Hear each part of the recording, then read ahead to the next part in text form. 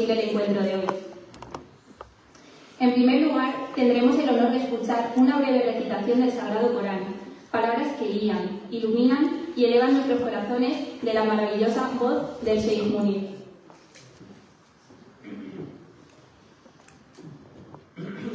أعوذ بالله من الشيطان الرجيم.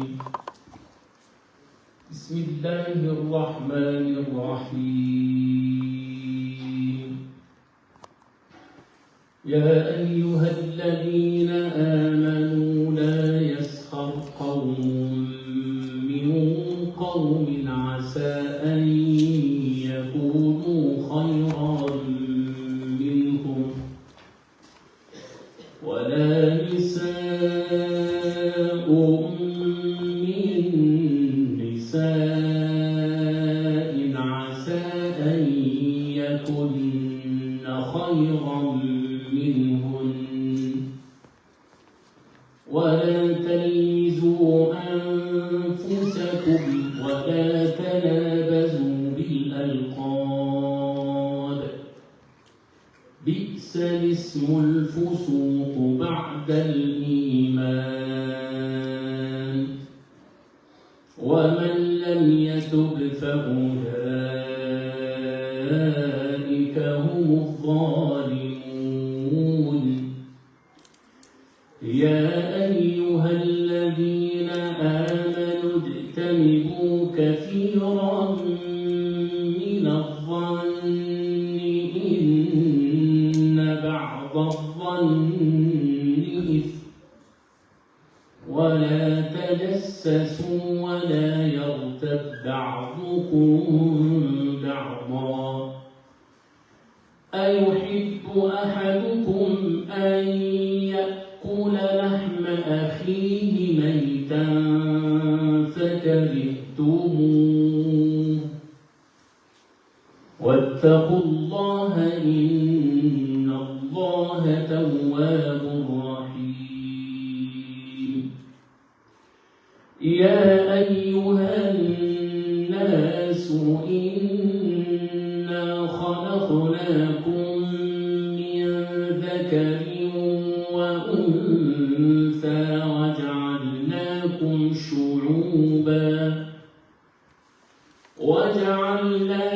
شعوبا وقبائل لتعارفوا إن أكرمكم عند الله أتقاكم إن الله عليم خبير. صدق الله العظيم. Durante el día de hoy tenemos el honor de contar con la presencia del Dr. Sheikh Munir Mahmoud Ali Al-Misri, actual imán del Centro Cultural Islámico de Leganés, licenciado en Literatura Árabe en Egipto, diplomado en Lengua y Cultura Hispánica y doctorado en Hiperbatón del Nombre Corán, mufti de la Federación Islámica en España en 2007. Imparte diversos cursos y conferencias en universidades españolas e internacionales. Además, es autor de diversos libros e investigaciones en temas relacionados con el Islam. También contamos con la presencia de la doctora Celia, doctora por la Universidad Autónoma de Madrid, en Estudios Árabes e Islámicos y licenciada en Pedagogía por la Universidad Complutense. Con una sólida formación en Psicología Clínica, ha sido profesora universitaria durante más de 4 décadas en áreas como Filología Árabe, Historia de la Psicología, Motivación y Emoción y Funciones Ejecutivas. Su mirada interdisciplinar une humanidades, pedagogía y psicología y enriquece extraordinariamente cualquier reflexión sobre el ser humano. También nos acompaña el doctor Antonio Navarro Carmona, sacerdote de la Diócesis de Córdoba. Cuenta con un recorrido académico paralelo e igualmente distinguido. Doctor por la Universidad Autónoma de Madrid en Estudios Árabes e Islámicos, formación en Pedagogía y amplia trayectoria en Psicología y Docencia Universitaria. Su aportación en temas de historia, de la psicología y procesos cognitivos aporta profundidad y rigor a este gran encuentro. También es un honor recibir al profesor Dr. Abdes Shumen, figura destacada del Azhar, institución de referencia global en el pensamiento islámico. Ex vicesecretario de Azhar, miembro del Consejo de Grandes Sabios y presidente del Comité Superior de Reconciliaciones. Es un erudito del fiqh con una producción académica importante y un papel central en iniciativas de convivencia, mediación y diálogo social. Su presencia ilumina con la autoridad de la tradición, el conocimiento y la experiencia de la construcción de la paz. Asimismo, nos honra el Dr. Mahmoud Abduldaim El-Judri, secretario general del Consejo de Investigación Islámica de Al-Azhar, profesor especializado en Al-Aqida, con una prolífera trayectoria académica y una participación constante en iniciativas internacionales de diálogo y paz social. Su aportación nos permite comprender el pensamiento actual de Al-Azhar en cuestiones de fe, convivencia y modernidad. Y sobre todo, a todos ustedes, muchísimas gracias por estar hoy aquí. Este encuentro no sería posible sin su entrega al conocimiento, su compromiso con la verdad y su voluntad de tender puentes entre comunidades. Con este espíritu, con humildad y con la firmeza intención de aprender, damos inicio a este gran diálogo. Para comenzar, me gustaría plantear la primera pregunta para la doctora Celia. ¿Qué se dice en psicología sobre las creencias? Assalamu alaikum ومساء الخير. شكرا جزيلا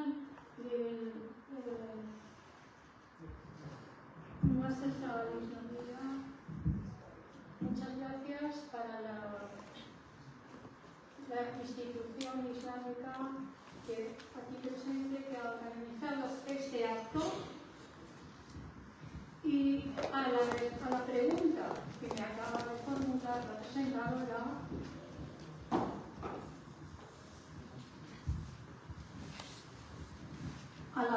que me acaba de formular la presentadora, yo tengo que decir que como no me puedo comparar para nada con las personalidades que me rodean en esta mesa, y de lo único que yo puedo hablar con más seguridad, desde luego, es de lo que he ido leyendo acerca de las creencias en psicología. Las creencias en psicología y el tema que nos trae aquí hoy, creo que tiene una relación, y es que el diálogo entre personas, entre culturas, entre sociedades, está intermediado, dicen en psicología, y a veces interferido por el contenido de nuestras experiencias. El contenido de nuestras experiencias está acumulado, nuestro cerebro no es un tubo, un túnel por el que pasa la información y desaparece en un desierto, en un lago. En nuestro aparato psíquico quedan huellas, la información queda acumulada, organizadamente, queda acumulada y va a ser como el polvo, el mosquito que se crea en las tuberías, que interfiere en la corriente que luego va a seguir pasando por la tubería. Estoy utilizando una metáfora. Cuando puedan ponerme la transparencia, yo tengo preparadas unas diapositivas de PowerPoint que ayudará a entender lo que estoy diciendo. Ahora estoy hablando fuera de esa presentación. Estoy contestando a la pregunta que me han hecho. Entonces, mi aportación va a consistir en explicar qué se sabe en psicología, en los principales autores que han investigado sobre cómo se forma una creencia, qué papel juega lo que después haga cada persona con esos contenidos, cómo se organizan, cómo esos contenidos de información interfieren o mediatizan la manera de ver la realidad. Voy a hablar también de la relación entre realidad y el contenido de nuestro psiquismo que contempla esa realidad. No sé si nos han puesto algo, no, todavía no. Pues bueno, yo puedo hablar ahora por libre sin diapositivas. Hasta finales del siglo XIX, había psicólogos que pensaban que tener una realidad delante, como yo tengo al público, o tengo este ordenador o este micrófono, era suficiente para que a mi mente, que se hablaba antes de mente, ya estuviera ahí una imagen y yo tuviera un conocimiento perfecto del público que tengo delante, de mi ordenador, del micrófono, del ambiente donde estoy hablando. A partir de finales, la última década del siglo XIX, ya se niega por una de las figuras más importantes de la psicología de aquellos tiempos, William James, se dice que eso es un error que sostiene la escuela empirista inglesa. La escuela empirista inglesa decía, basta con que una realidad esté delante de unos oídos, de unos ojos, de un tacto, el hamsa, que se dice en árabe, basta para que pase al aparato psíquico la realidad. Y no se diferencia. Luego no hay que discutir si una persona está opinando sobre el ordenador de una manera y otra está opinando de otra, pues es que alguno de los dos está equivocado. A partir de 1890, con William James, se dice no. Cada persona utiliza sus sentidos para captar la realidad, pero se fija solo en aspectos especiales, concretos. Otra persona sentada a su lado va a captar de la realidad otras características. Luego, hay que distinguir entre la realidad y lo que captamos de la realidad. Eso llega a pronunciarse y escribirse blanco sobre negro, se publica en 1935. Hay un autor que define que la realidad es lo que él llama campo real, la realidad es una entidad, y lo que la persona capta de esa realidad es su experiencia con ese objeto, es su campo psicológico. Luego, si las experiencias son diferentes porque hemos seleccionado aspectos de la realidad cada uno de manera personal y subjetiva, lógicamente diferimos. Además tenemos que tener en cuenta un factor muy importante. No es lo mismo tener una experiencia a los 2 años, que tus ojos vean una experiencia cuando tienes 2 años, o cuando tienes 14, o cuando tienes 30, o cuando tienes 60 o 80. Voy a contar, como estamos esperando a que nos pongan una transparencia, voy a contar ¿Ya está puesta? Vale. Pues entonces me pongo la introducción. Yo les propongo que partamos de la idea de que la palabra creer, antes. No pase hasta que yo le diga, porque si yo lo pudiera pasar aquí en mi ordenador sería fantástico, pero no es así.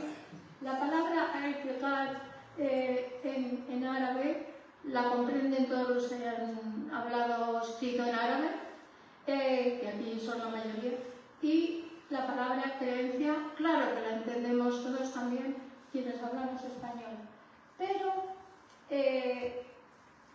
hay que profundizar más. No se puede uno quedar solo en el concepto que manejamos popularmente. Podemos pasar a otra. La siguiente, por favor. ¿Qué son las creencias al-i'tiqadat? Son, digo ahí, conjuntos de información. Es información, es experiencia que tomamos de situaciones en las que hemos estado. Esa información está almacenada, no de cualquier modo, está almacenada de manera organizada y se memoriza en una función porque no es propiamente una estructura, es una función que es una memoria a largo plazo. aquella que tenemos que intentar sacar, pero que no viene rápidamente a nuestra pantalla de la conciencia.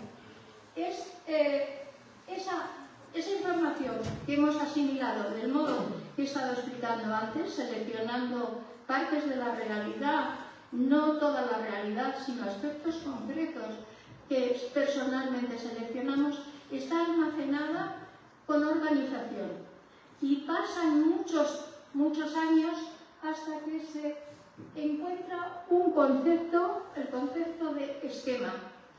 Yo he buscado en el diccionario, Mohattab sería lo más próximo al concepto de esquema. Es una estructura que no es propiamente física, sino que es una estructura funcional de trabajo del aparato psíquico.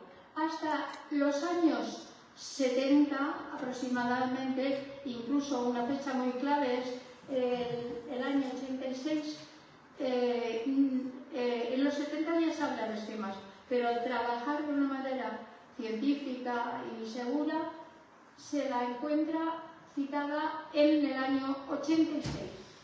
Son sistemas que relacionan la información entre conceptos, entre aspectos que hemos vivido, que hemos seleccionado primero y luego vivido. Son conocimientos, juicios de valor, he traducido por Alaskana Kayinilla, ¿no?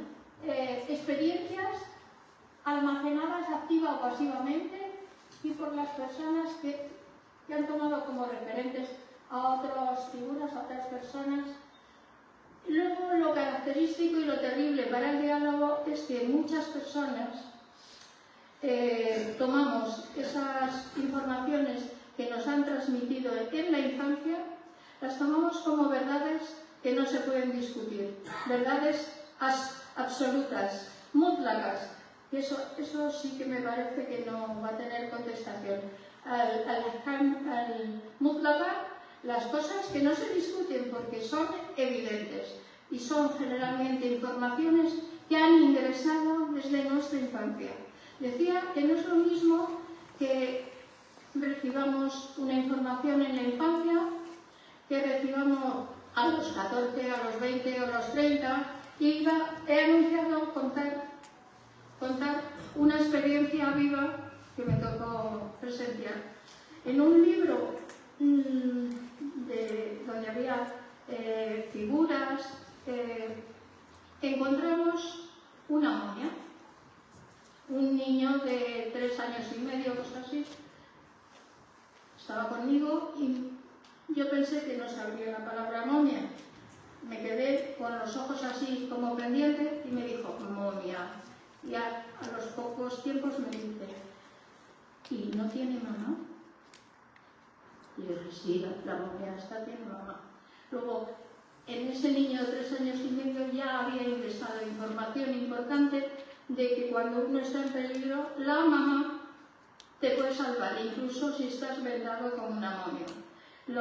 Lo cuento porque es una anécdota real y porque creo que así no nos quedamos en explicaciones de tipo totalmente académico, etc. Constituyen las creencias como un mapa que nos guía, que nos avanza, nos dice lo que hemos de hacer ante determinada cosa. Por ejemplo, cuando la comunicación es muy importante a través de las caras, de los rostros, y normalmente ya el mero contacto visual de una cara con otra está muy trabajado, muy determinado por las informaciones que he recibido. Pero de otro lado tenemos que tener en cuenta, y estamos haciendo una síntesis muy intensa, que es que las necesidades que estemos sintiendo en el momento que recibimos la información, esas necesidades no satisfechas van a determinar, van a tomar va a hacer que nuestras creencias tomen un sesgo. Por ejemplo, no es lo mismo ver una botella de agua que tenemos aquí en el mes de agosto que verla ahora a finales de noviembre con unos poquitos grados bajo cero. Es decir, las necesidades no satisfechas, que pueden ser biológicas o psicológicas, esos van a interferir en las creencias que adquiramos. La evolución de la persona, por un lado, y por otro lado tenemos las necesidades psicológicas y biológicas que esa persona no haya satisfecho. ¿Puedo pasar a otra? Discúlpame, doctora Celia, tenemos que ir cerrando el discurso, ¿vale? Bueno, lo siento. Todo esto que he preparado en las preguntas me permitirá explicarlo. Gracias. Muchísimas gracias por su conocimiento.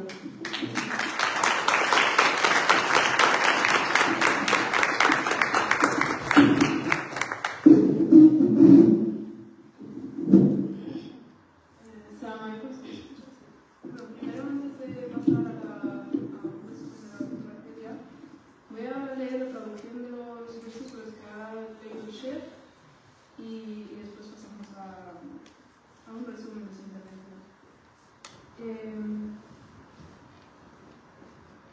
Son dos versículos de Surat al-Hujurat y dicen lo siguiente: creyentes, no se burlen unos de otros, porque puede ser que los que son blancos de las burlas sean mejores que los que se están burlando.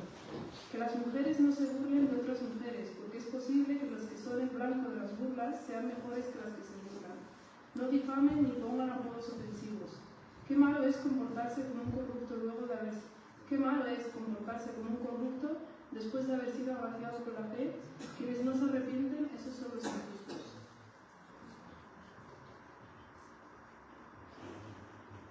Creyentes, evitad sospechar demasiado de la actitud de los demás, pues algunas sospechas son un pecado. Y no se espíen ni hablen mal del ausente, porque es tan repulsivo como comer la carne muerta de tu hermano. ¿Acaso alguien desearía hacerlo? Por supuesto que les repugnaría. Tened temor de Dios, porque Dios es indulgente y misericordioso. Para poneros en contexto los que no estén familiarizados con esto, es una tradición que siempre al empezar una charla el leer versículos o leer del Corán relacionados con esta temática antes de empezar. Entonces el Sheikh ha utilizado estas dos ayat de Surat al-Hujurat, que es justo también la que sale una ayat central sobre la temática de hoy, que es: os hemos hecho diferentes tribus y naciones para que os conozcáis unos a otros. Entonces os damos la bienvenida a esta conferencia, que justo trata de ese conocimiento del otro, ese diálogo entre diferentes religiones, y sobre todo dar la bienvenida a nuestros ponentes, a la doctora Celia, arabista y profesora de la Universidad Complutense, además de psicóloga, al doctor Antonio Navarro, sacerdote y representante de la Conferencia Episcopal de Córdoba, además de profesor de Ciencias de las Religiones, y a nuestro shuyukh del Azhar, lo voy a leer para mí, el Sheikh Mohammed Jundi, que es el secretario general de investigación en el Azhar, y el Sheikh Abbas Shuman, secretario general de la Asamblea de Grandes Eruditos del Azhar. Además de nuestro Sheikh, que ya le conocéis todos, el Sheikh Munir, que es imam y jatib del Centro Cultural Islámico de Leganés, aparte de ser él mismo también un alim especializado sobre todo en lengua árabe y metáforas y colores del Corán. Vale, entonces paso a resumir inshallah la intervención de la doctora Celia. Para no alargarlo, va a ser más resumido que su intervención. Si ve que me falta alguna idea importante, me lo digo. Además va a tener la suerte que ellos van a escuchar el resumen de toda la presentación, porque me he bajado la presentación para hacerla, y la voy a hacer en فأول شيء نرحب بشيوخنا إن شاء الله. سألخص محاضرة الدكتورة سيليا بالعربية، والسؤال الذي طرحته عليها الأخت في البداية هي ما هي وجهة النظر من الطب النفسي للعقائد. فالدكتورة سيليا هي متخصصة باللغة العربية والأدب العربي وأستاذة وفي علم النفس وأستاذ بجامعة مدريد، جامعة كومبلوتنسي، وقدمت شرحا لمفهوم المعتقدات ودورها في فهم الإنسان. ووضحت أن المعتقدات هي معلومات مخزنة داخل العقل على هيئة منظومة معرفية تتكون من خلال التجارب والتربية والتفاعل مع المجتمع، وبينت أن هذه المعتقدات لا تعكس الواقع بشكل دقيق بل تمثل تفسيرا شخصيا وانتقائيا له. وشرحت أن المعتقدات تعمل كخريطة داخلية توجه إدراك الإنسان وتؤثر على تقييماته للأحداث وعلى سلوكه وقراراته، ولهذا فهي تشكل جزءا أساسيا من الهوية الشخصية وتحدد المنظومة القيمية والأولويات وطريقة التعامل مع الآخرين. وذكرت الأستاذة أن المصادر تكلمت عن مصادر تكون هذه المعتقدات مثل التفسيرات الثقافية والتعلم داخل الأسرة وسلطة المعلم والقائد والموروثات الدينية والإعلانات والمثالية والخرافات والانحيازات الثقافية. كما أشارت إلى أن المعتقدات المبكرة تنشأ من العلاقة العاطفية بين الطفل ووالديه، وأن جزءا كبيرا منها يخزن في الذاكرة ولا يعمل بشكل واعي مما يجعل تغييرها صعبا. ثم عرضت الدكتورة عن العمليات الأساسية التي يمر بها العقل عند معالجة المعلومات كالانتباه والبرمجة الدماغ والتخزين والاسترجاع لهذه المعلومات، وبينت أن المعتقدات تتحكم في الانتباه الانتقائي وفي الطريقة التي يفسر بها الإنسان مواقف حياته، مما يفسر اختلاف ردود الأفعال بين الناس تجاه نفس الحدث. كما قدمت الدكتورة تصنيفا لأنواع المعتقدات، فتكلمت عن معتقدات معيارية ومعتقدات وصفية ومعتقدات دينية ومعتقدات واعية وأخرى غير واعية. فهي ركزت في فكرة أساسية، وهي أن المعتقدات عندها علاقة ليس بالواقع المحض ولكن بتجاربنا خصوصا في الطفولة. فالكثير من الأحيان الاختلاف ليس بسبب فهم خاطئ للواقع ولكن بسبب تجارب مختلفة أو أفكار مختلفة التي اكتسبناها عند الطفولة. فأيضا أشارت أنها لم تستطع أن تقدم كل ما كان لديها، فإن شاء الله في وقت الأسئلة ممكن تقدمي معلومات أكثر.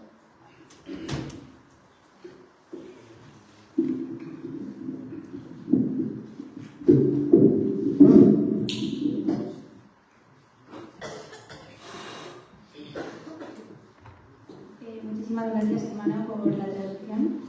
Vamos a pasar a la segunda pregunta, que va dirigida en este caso al doctor Abbas Shuman. La pregunta sería: ¿cuál es la postura del Islam respecto a la paz mundial y la convivencia? ¿Y cuál es el papel de Al-Azhar en la realización de esta postura?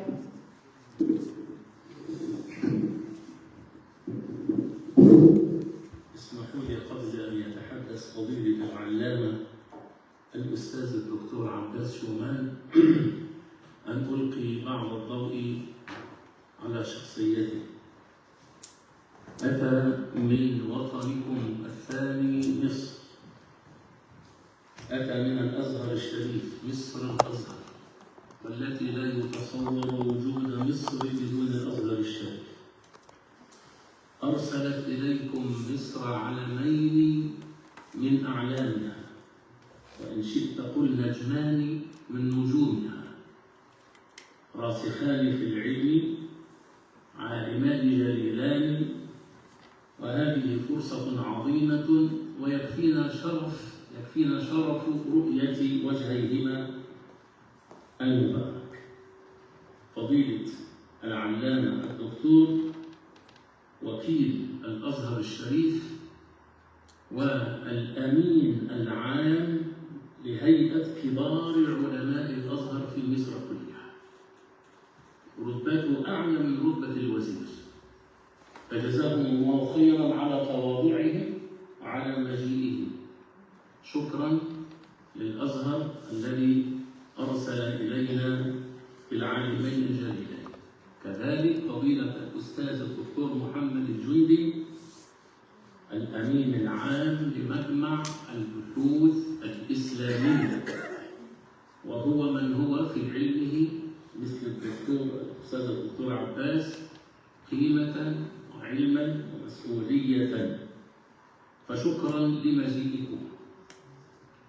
شكرا لإسبانيا التي لولا مناخ الحرية والعدالة والمساواة والعيش جميعا تحت مظلة التعايش والتسامح الإسباني ما كان لهذا اللقاء أن يكون.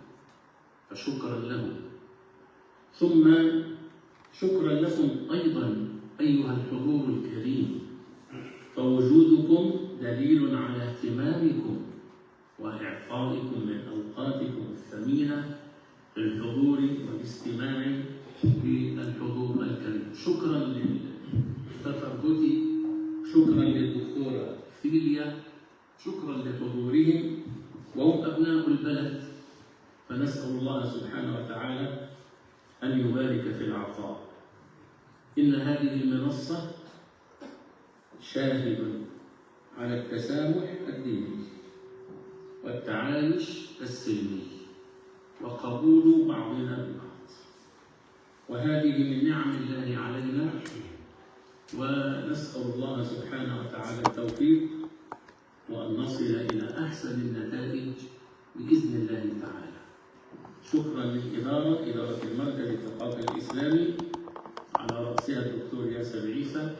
شكرا للدينامو بكل أمل، الدينامو المحرك للبثور، الجندي المجهول دكتور محمد النادي، إمام وخطيب مسجد سالم، اسمه أنطون مارتين. أنطون مارتين، بارك الله فيكم وجزاكم الله خير. تفضل.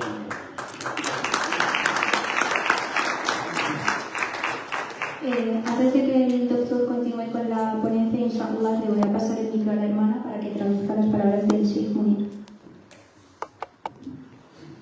Alhamdulillah de que el Sheikh Munir ha intervenido para dar una bienvenida en condiciones a nuestro shuyukh.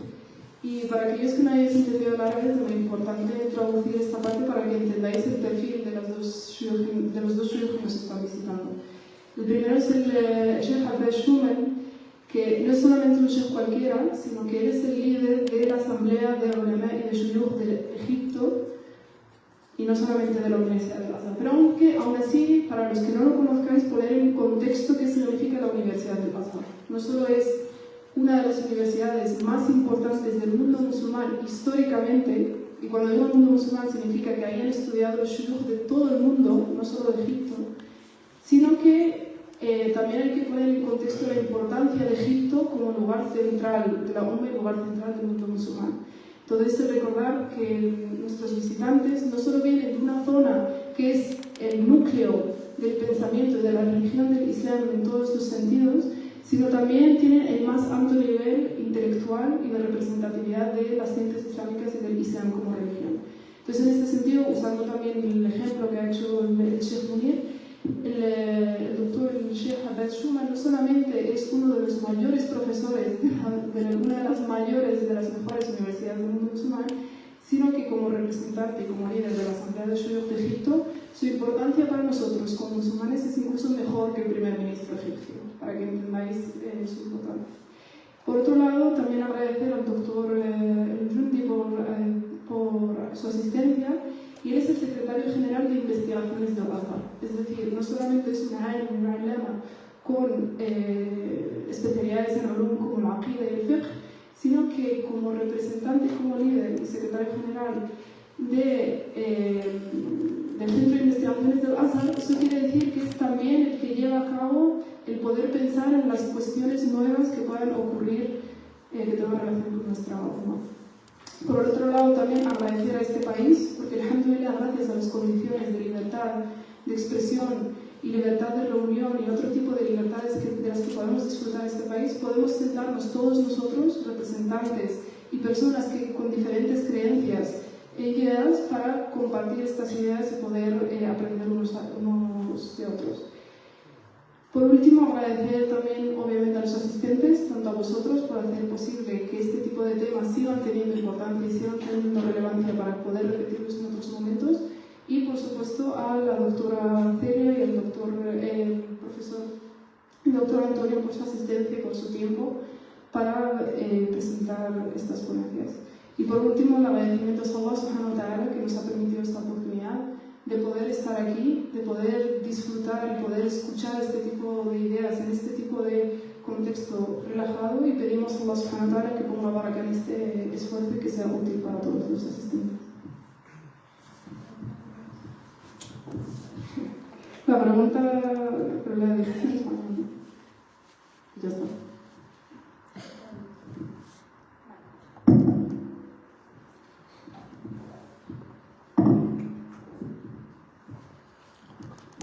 Bismillah, preguntas.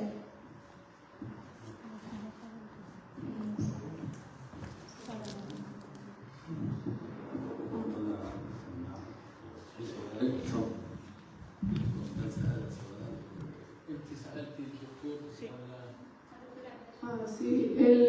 La pregunta هو ما هو موقف الإسلام نحو السلام العالمي والتعايش وما هو موقف أو عمل الأزهر لتحقيق هذا السلام؟ شكرا. بسم الله والحمد لله والصلاة والسلام على سيدنا رسول الله صلى الله عليه وعلى آله وصحبه ومن والاه وبعد. موقف الأزهر من السلام والإسلام هو موقف الإسلام، وموقف الإسلام واضح.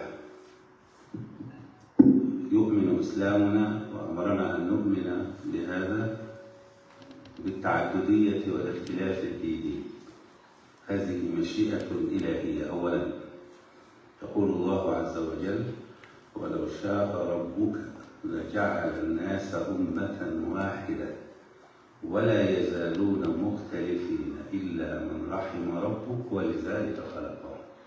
إذن هذه التعددية بين الأديان وبين المذاهب وبين العقليات وبين القوميات مشيئة إلهية. ولو كان الله عز وجل رفض هذه التعددية لجعل الناس كلهم أمة واحدة على دين واحد وعلى مذهب واحد، لكنه قال: ولا يزالون مختلفين إلا من رحم ربك ولذلك خلقهم. فنحن نؤمن بهذه التعددية. فالإسلام يقبل أتباع كل الديانات، بل حتى الثقافات التي هي ليست بديانات أمرنا بأن نترك أتباعها وما يعتقدون. ليس هذا فقط، بل أمرنا إسلامنا أن نحسن التعامل مع المخالفين لنا في الدين. فقال الله عز وجل: لا ينهاكم الله عن الذين لم يقاتلوكم في الدين ولم يخرجوكم من دياركم أن تبروهم وتقسطوا إليهم إن الله يحب المقسطين. يعني الله عز وجل يقول لنا: لا حرج عليكم في أن تعدلوا بين من خالفكم في الدين فلا تظلموهم، وأن تبروهم، تكون بينكم صلات، لكن الصلات لها حدودها في المعاملات الإنسانية وفي التعايش وكذا، ثم كل يعتقد ما يشاء. وجعل البر بهؤلاء وهو يشمل العدل فيهم وعدم ظلمهم والإحسان إليهم ومشاركاتهم في مناسباتهم، جعله من العدل الذي يحبه الله. إن الله يحب المقسطين. هذه قواعد في ديننا. فليس اختلاف الدين مسوغا للعداء في شريعة الإسلام، وإنما يأتي العداء من أمور خلافية بين أتباع دين ودين، ليست بسبب الدين. والدليل على ذلك أن رسولنا صلى الله عليه وسلم وهو قدوتنا حين هاجر من مكة إلى المدينة المنورة كانت بها قبائل يهودية منتشرة في المدينة المنورة. الرسول صلى الله عليه وسلم ماذا صنع فيهم؟ لم يطرد أحدا منهم ولم يقتل أحدا، بل عقد معهم معاهدات سلام وتعايش. في أمن وأمان مع تركهم وما يعتقدون على دياناتهم بشرط ألا يعتدوا على المسلمين، فطالما ويقبلوا أن يعيشوا مع المسلمين في أمان.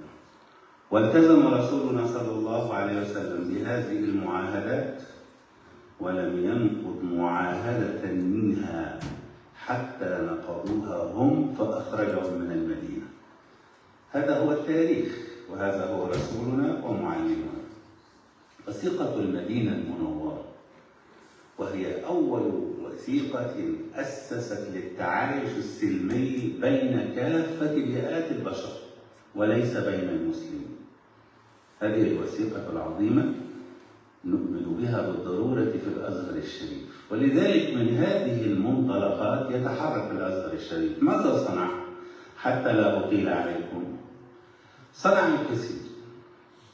أولا نادى الأزهر الشريف أن يكون التعايش بين أتباع الديانات المختلفة في البلد الواحد على أساس المواطنة وليس على أساس الأكثرية والأقلية. لا نحب كلمة الأقلية هذه لأنها تشعر بالدونية وأنهم في المرتبة الثانية وأن أصحاب الأكثرية في المرتبة الأولى. نحن نكره هذا، وإنما نريد أن يعيش الجميع القلة والكثرة في ظل المواطنة التي تسوي بين المواطنين في الحقوق والواجبات دون نظر إلى معتقد أو مذهب أو جنس أو لون. هذا هو اعتقادنا في الأزهر، وعقدنا لذلك مؤتمرات كثيرة، منها مؤتمر الحرية والمواطنة التعدد والتكامل، جمع بين فئات البشر كلهم من مسلمين ويهود ومسيحيين وبوذيين وأتباع ثقافات أخرى، جمعهم في الأزهر الشريف. ونادى الأزهر الشريف على لسان شيخه باستخدام مصطلح المواطنة بديلا عن مصطلح الأقلية والأكثرية. شيخ الأزهر لإيماننا بالسلام يتحرك شرقا وغربا والجميع يتابع هذا. هو بنفسه أجرى حوارات بين الشرق والغرب، زار الفاتيكان عدة مرات، زار البوندستاغ الألماني وألقى فيه كلمة مؤثرة، زار كنيسة كانتربري، زار مجلس الكنائس العالمي. كل هذا ألقى معه شيخ الأزهر حوارات يصرح فيها بمبدأ المواطنة ويدعو فيها للتعايش السلمي بين كافة أتباع البشر. ليس هذا فقط، لدينا تجربة غاية في الأهمية يحتاجها كل بلد فيه تعدد ديني، وهي بيت العائلة المصرية. بيت العائلة المصرية هذا في عام 2011 ما حدث في المنطقة العربية وهذه الثورات، وقع اعتداء على كنائس في مصر، وكان أشدها بطشا الاعتداء الذي وقع على كنيسة القديسين في الإسكندرية. على أساسها كون شيخ الأزهر ما يسمى ببيت العائلة المصرية، يجمع بين الكنائس المصرية كلها في كيان واحد. اختار أن يكون مقر هذا البيت هو مشيخة الأزهر الذي يقود شيخ الأزهر منه. هذا البيت يترأسه الإمام الأكبر 6 أشهر، ويترأسه بابا الكنيسة الأرثوذكسية وهي الأكثر عددا وانتشارا في مصر 6 أشهر أخرى. أي في 6 أشهر يكون شيخ الأزهر رئيسا على علماء المسلمين وعلماء الكنائس، رجال الكنائس وعلماء المسلمين. وفي 6 أشهر الأخرى التكوين هو يترأسه بابا الكنيسة الأرثوذكسية. وفي هذا البيت لجان للتعليم وللثقافة وللإعلام الشباب والرياضة، وله يعني له أنشطة متعددة الحمد لله وقضت تماما على ما كان يثور بين الحين والحين، وهو ما يعرف بالفتنة الطائفية. لا أثر لها بحمد الله، ويعيش المسلمون والمسيحيون في سلام وأمن وأمان.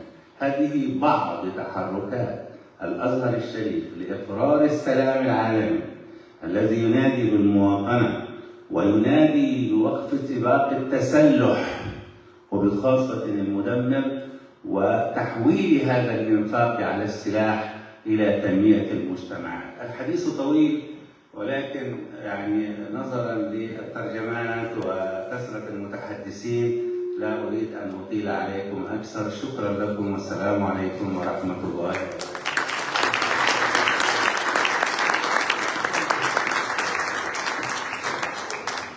بارك الله فيك دكتور. Bueno, yo hago un resumen de... أولاً قبل أن تتحدثي أنا أشكرك ومعجب جدا بالترجمة العربية التي أفهمها، فوضعتنا في صلب الموضوع. شكرا لك. Voy a hacer un resumen muy resumido.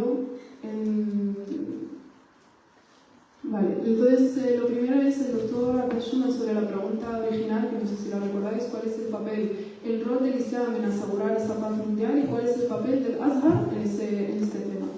Entonces la primera respuesta es que la posición del Azhar en el tema de la paz mundial y la convivencia y el diálogo interreligioso es la posición del Islam. Y para ello empieza diciendo de que es Allah subhanahu wa ta'ala el que en el Corán habla de que Él ha querido que exista la diferencia, tanto la diferencia de religiones, la diferencia de ideas, la diferencia de culturas. Y cita las ayat, que sé que no hay tiempo, pero prefiero leer la traducción, las ayat en Surat Hud de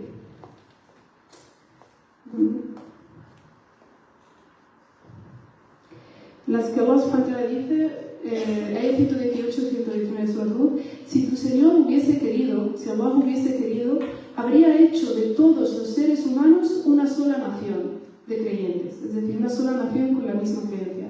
Pero por su sabiduría divina concebió al ser humano libre albedrío y ellos no dejarán de discrepar unos con otros, excepto aquellos de quienes tu Señor tuvo misericordia porque siguieron la guía, y con ese objetivo Dios los creó. Pero ha de cumplirse la palabra de tu Señor.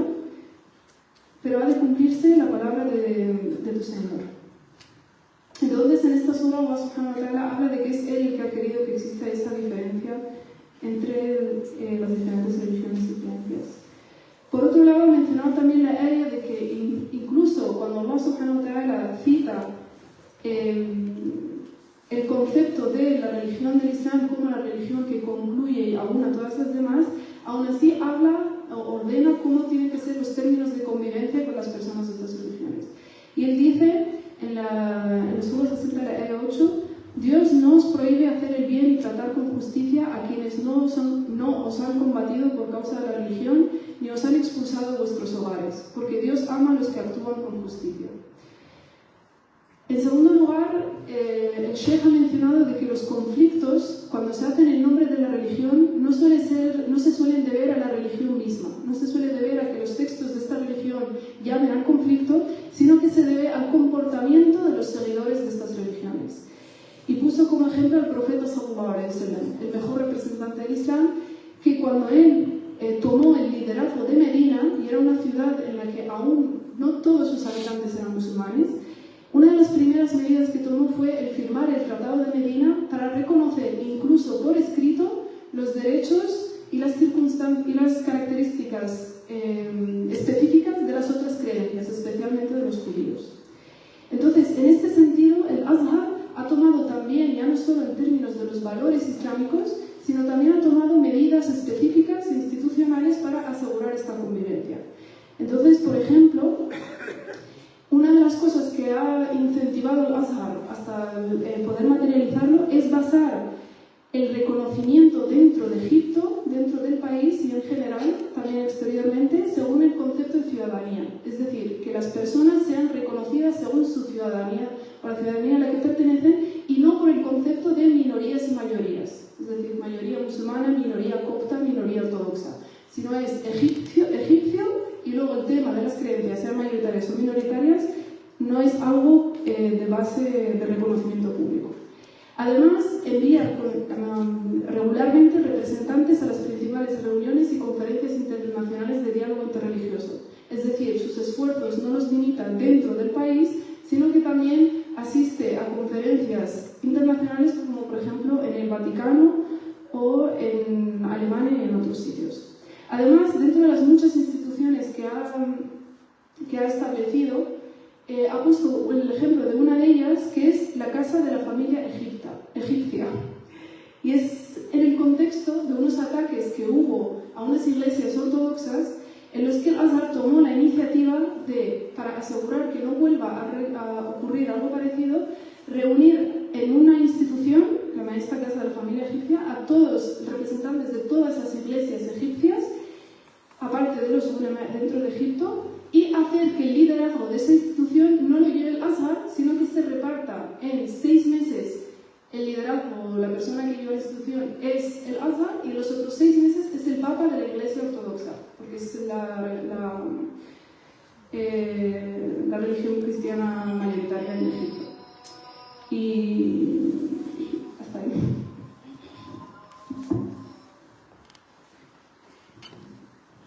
Maravilloso. Bueno, vamos a seguir, que vamos un poco justos de tiempo, la verdad. Mi próxima pregunta va dirigida al doctor Antonio Navarro Cardona. La pregunta es, ¿qué elementos considera usted que pueden aportar las religiones para favorecer la paz social? Bueno, pues buenas tardes, es un placer para mí estar aquí. Saludo cordialmente a los eminentes miembros de esta mesa, ¿no?, que la compone, y a todos los que habéis querido participar en esta tarde. Es un signo de esperanza que tantas personas quieran trabajar y luchar y vivir juntos en paz y en cordialidad unos con otros. Aquí está ya la presentación, pasamos a la segunda diapositiva. Quería hablar de lo que quería transmitiros, lo estructuro en 2 partes. La pregunta de fondo es, ¿cómo alcanzar la paz? Gran pregunta, y que todos queremos buscar la respuesta. Y voy a estructurar en 2. Primero, ¿cuáles son las bases para la paz? Que lo resumo en 2 puntos. Paz interior y justicia. Y segundo, ¿qué elementos podemos aportar las religiones para favorecer la paz social? Paso a la tercera diapositiva. Primero, ¿qué es la paz? La paz comienza, me encanta el término árabe, el término salam, es un término que también va relacionado con integridad, con plenitud, y además también tiene la misma raíz de Islam. Islam significa sometimiento. Sometimiento no por la esclavitud, sino sometimiento de corazón y con amor a la voluntad de Dios Todopoderoso. Entonces, en ese sometimiento no hay esclavitud, sino grandeza, porque no hay mayor grandeza que someterse de corazón a los designios de Dios.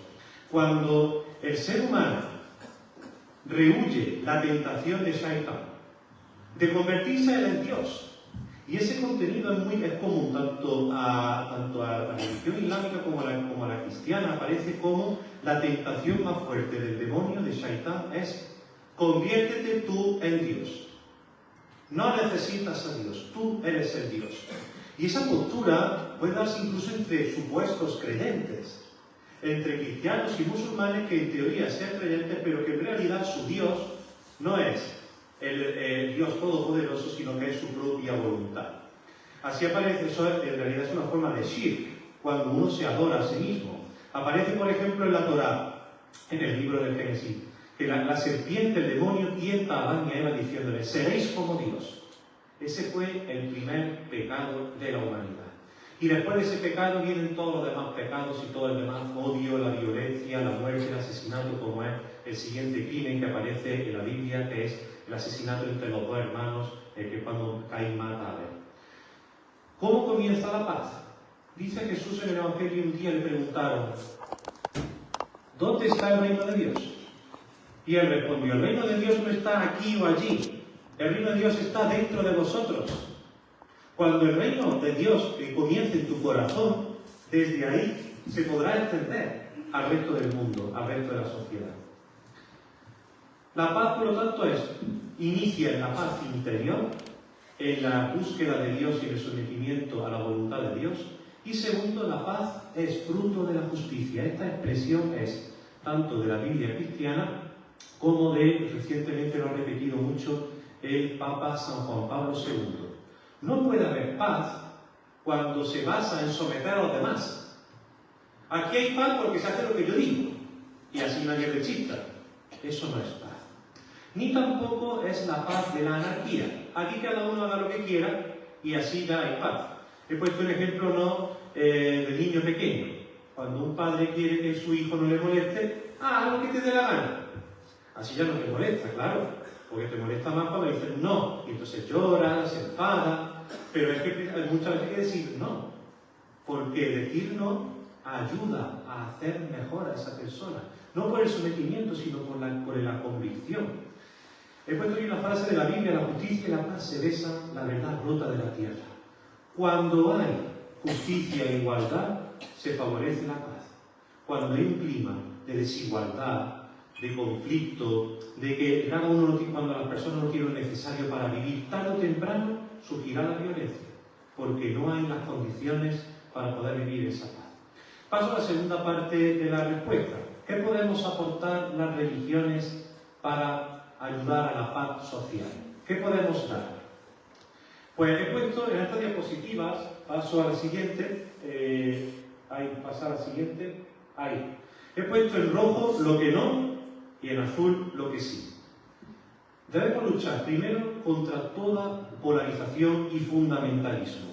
Yo siempre digo que a veces te encuentras con creyentes que son creyentes contra. Si yo soy cristiano contra los que no son cristianos, o yo soy musulmán contra los que no son musulmanes. Camino erróneo, ese no es el camino que Dios muestra. Es todo fundamentalismo, todo que yo al ser de esta religión soy mejor, soy superior. Ese no es el camino de Dios. ¿Cuál es el camino de Dios? Lo que he puesto aquí. He puesto para cada cosa que voy a decir, he puesto texto del Corán y texto de la Biblia que demuestra lo que digo.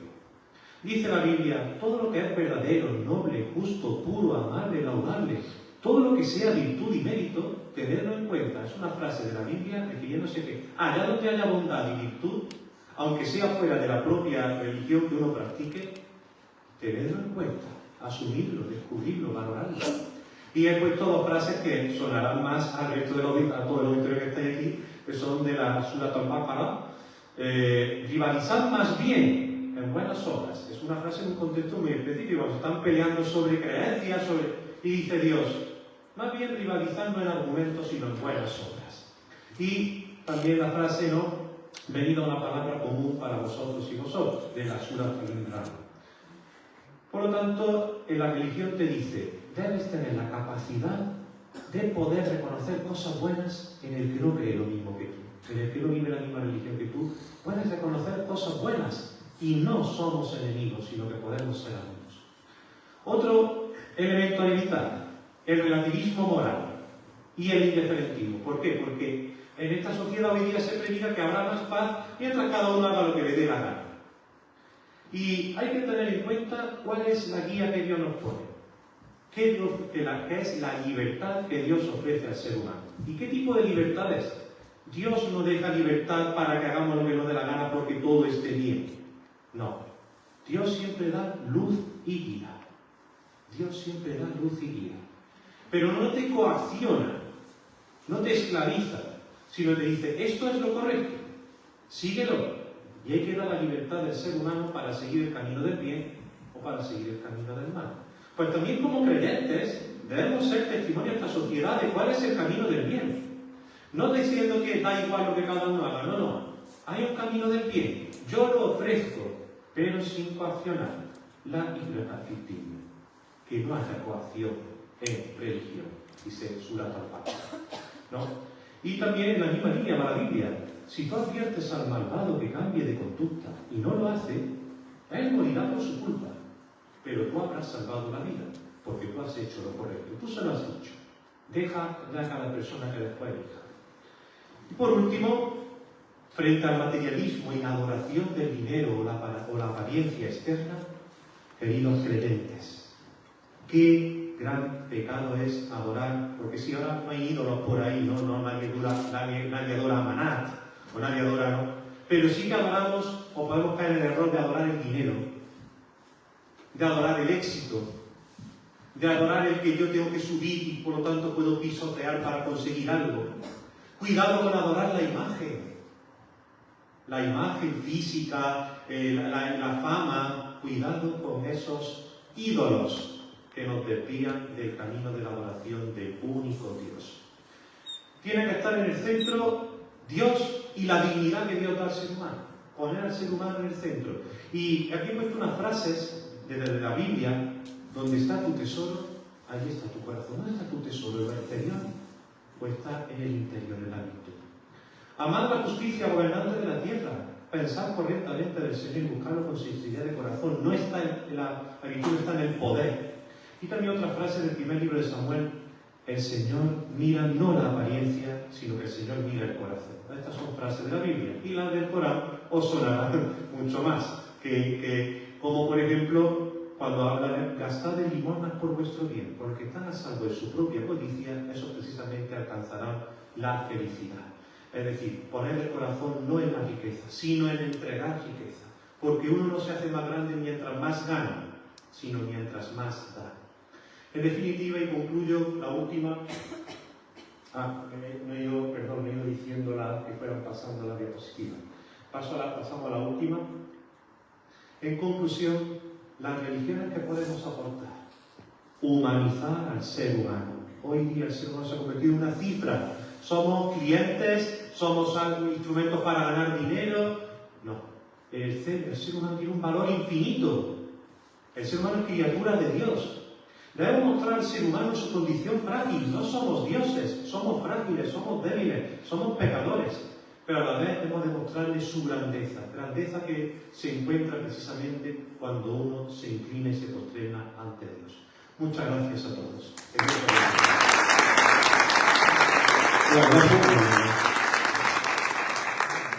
Muchísimas gracias por su valiosa aportación.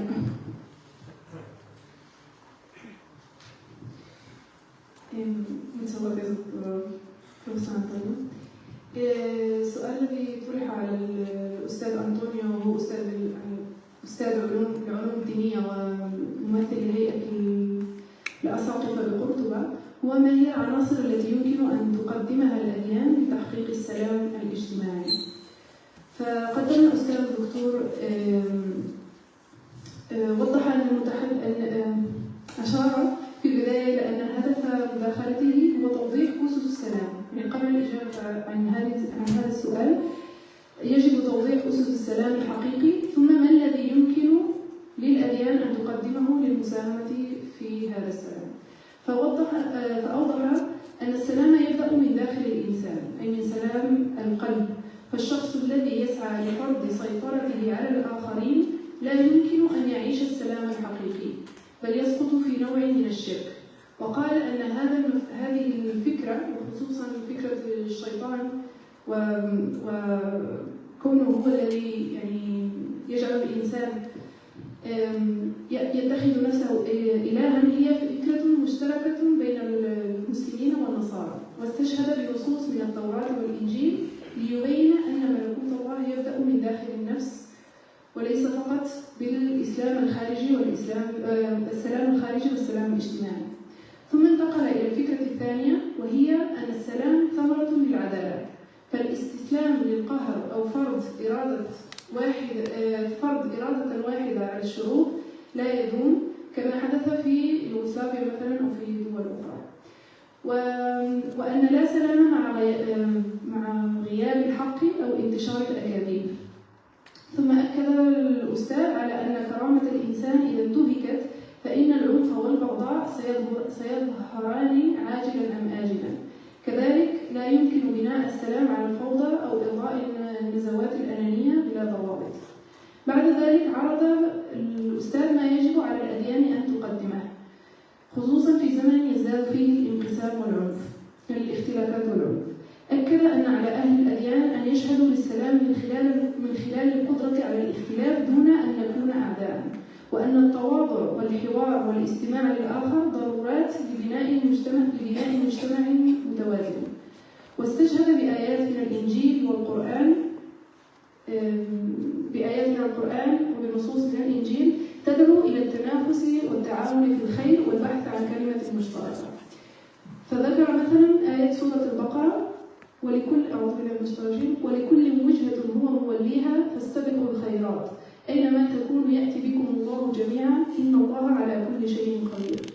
وذكر أيضا من آية آل عمران: قل يا أهل الكتاب تعالوا إلى كلمة سواء بيننا وبينكم ألا نعبد إلا الله ولا نشرك به شيئا ولا يتخذ بعضنا بعضا أربابا من دون الله فإن تولوا فقولوا اشهدوا بأننا مسلمون.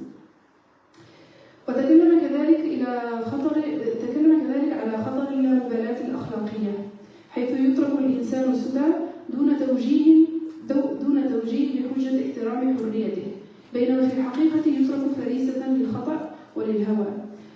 وضح أن الله يمنح الإنسان الحرية لكنه لا يهمله، بل يرشده إلى الطريق المستقيم دون إكراه. وعلى أهل الأديان أن يقتدوا بهذا المبدأ، أن نبين طريق الحق بغير إكراه، كما قال الله سبحانه وتعالى: لا إكراه في الدين. كما تحدث أيضا عن مواجهة المادية المعاصرة التي تجعل المال والمظهر معيارا للقيم، وجعلت هذه القيم كآلهة الجاهلية. وأكد أن القلق والطمع هما نتيجة هذا النمط، ودعا إلى إعادة الإنسان إلى مركز الاهتمام واحترام جانبه الروحي، والتأكيد على أن الثروة الحقيقية هي الأخلاق والأعمال الصالحة. كما أشار إلى أن السلطة والقيادة أمانة ومسؤولية، وأن الله سيحاسب عليها. وفي الآخر لخص الأستاذ ما يجب أن تقدمه الأديان.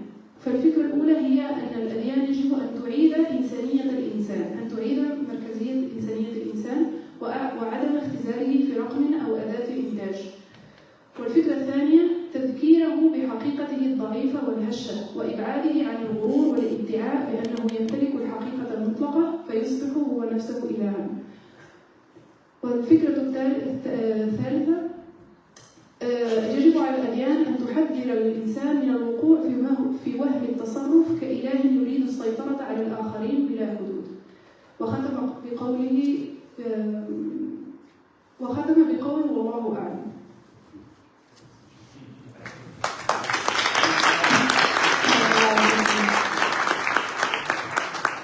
Inshallah, a continuación procederemos con la última pregunta dirigida al Dr. Mohammed El-Jundi. Dr., ¿cuál es el papel de Al-Azhar al-Sharif en la regulación de la conciencia y el fortalecimiento del concepto de tolerancia social a la luz del mensaje del Islam? السؤال هو: ما دور الأزهر الشريف في ضبط الوعي بأهمية السلام والتعايش وترسيخ مفهوم التسامح الاجتماعي في ضوء رسالة الإسلام؟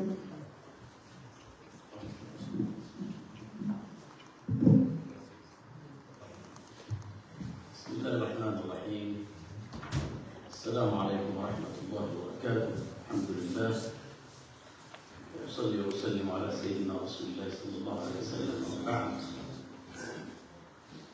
فضيلة الأستاذ الدكتور عباس شومان، العالم الجليل، سعادة الدكتورة إيليا، الدكتور أنطونيو، سعادة الدكتور منير المسيري، المنصة المقابلة،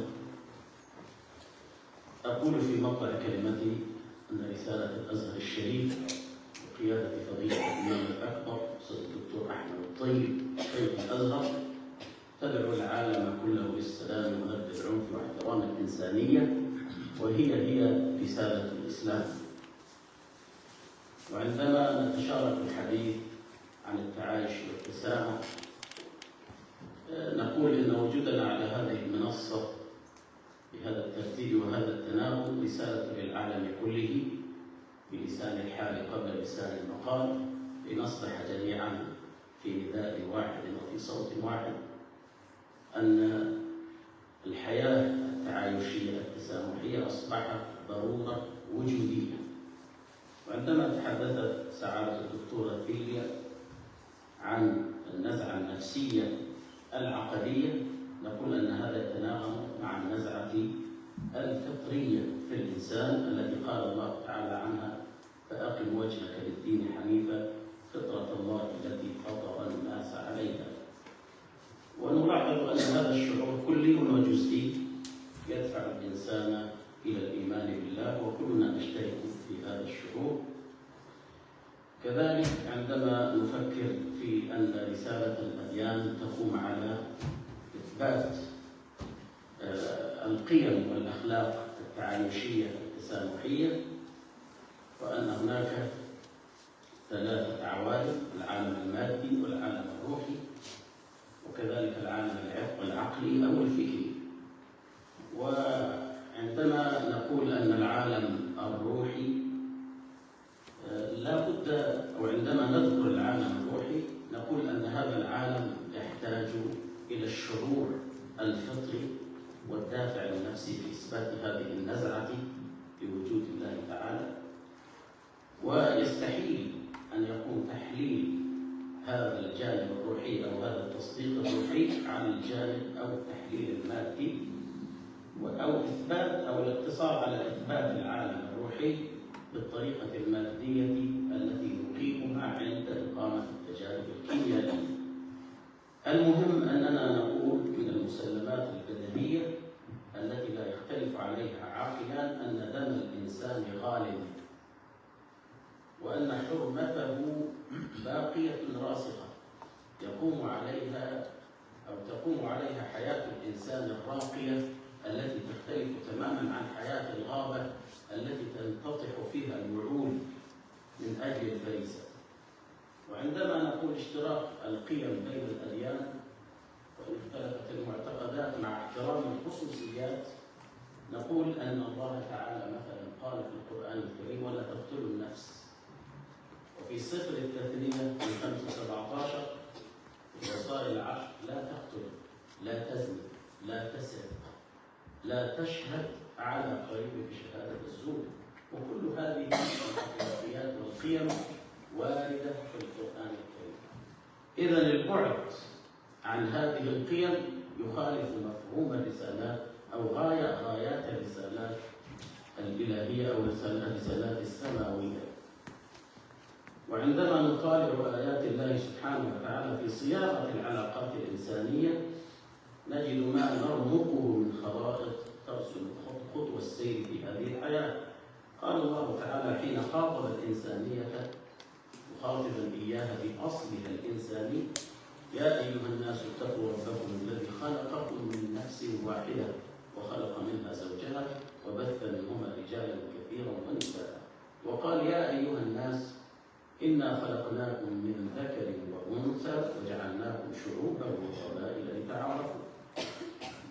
وقال الله تعالى في كيفية التعامل مع المخالف في الديانة: لا ينهاكم الله عن الذين لم يقاتلوكم في الدين ولم يخرجوكم من دياركم أن تبروهم وتقسطوا إليهم إن الله يحب المقسطين. ومن هنا انطلقت رسالة الأزهر الشريف التي تؤكد أننا حين نمعن النظر في تاريخ الإنسانية ندرك أن الحضارات لن ولن تنهض يوما على العصبية والتمييز، وإنما قامت على التسامح والانفتاح وإتاحة مساحة للتعايش بين الثقافات والأديان. فالتسامح الديني ليس طرفا خلقيا يتحدث عنه في المناسبات فقط، بل هو حجر أساس في البناء الحضاري لكل أمة تحترم نفسها وتريد لنفسها البقاء.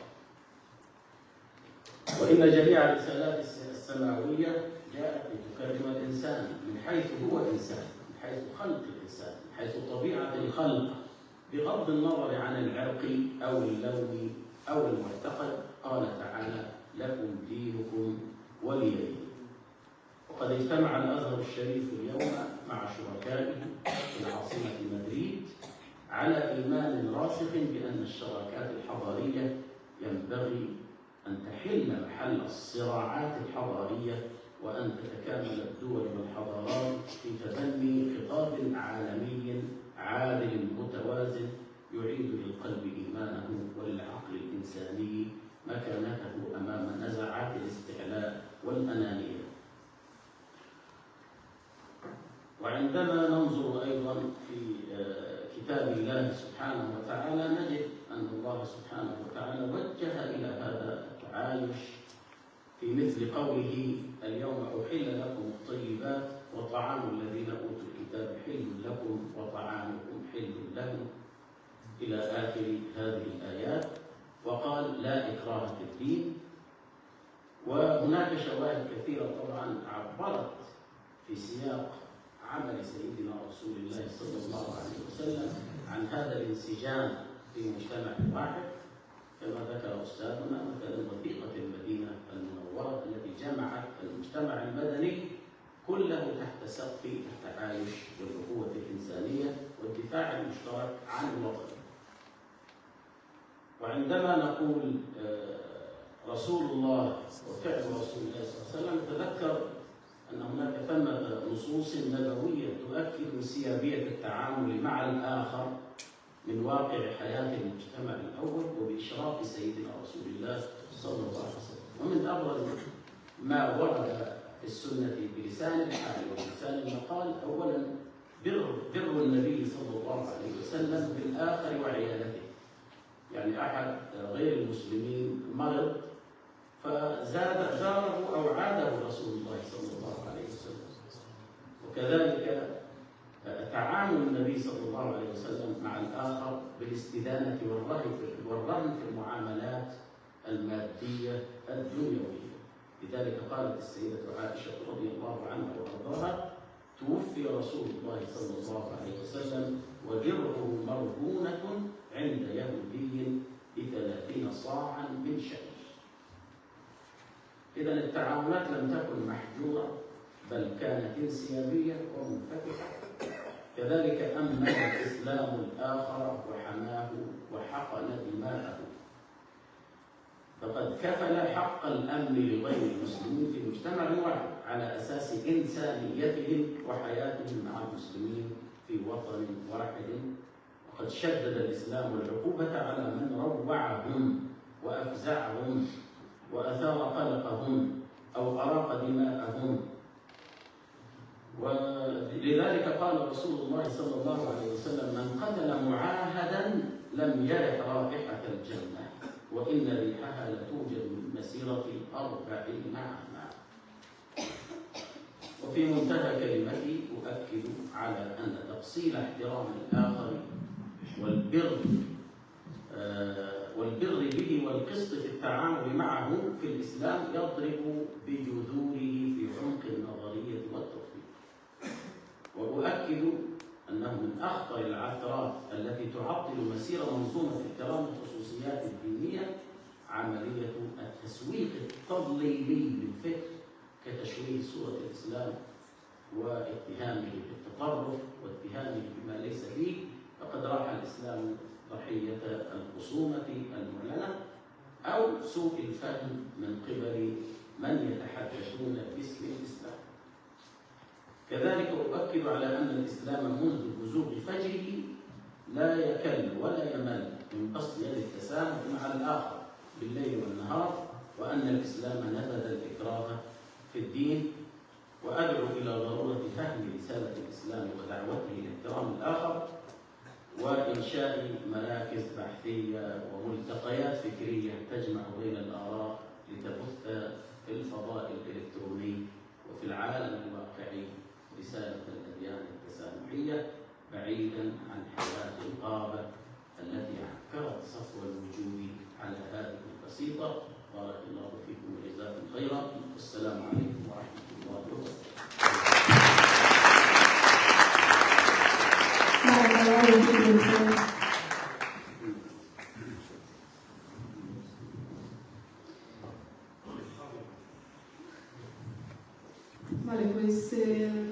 la intervención del doctor el Yundi,